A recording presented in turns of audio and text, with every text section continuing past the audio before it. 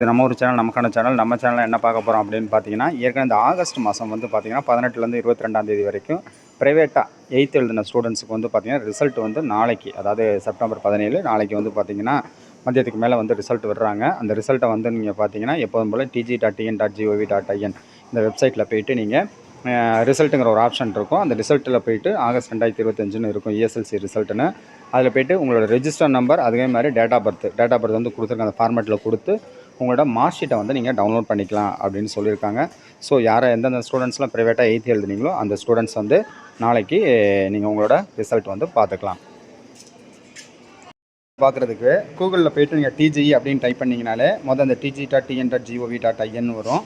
இதில் போய்ட்டு ESLC examination இல்லைனா tg.tn.gov.in இந்த இதில் நீங்கள் கொடுத்துட்டிங்கன்னா அதில் வந்து ரிசல்ட்டுன்னு ஒரு ஆப்ஷன் வரும். இந்த ரிசல்ட்டுன்னு இருக்குது பார்த்தீங்களா, அந்த ரிசல்ட் அப்படின்னு கொடுத்துட்டிங்கன்னா இப்போதைக்கு எதுவுமே ரிசல்ட் வரல.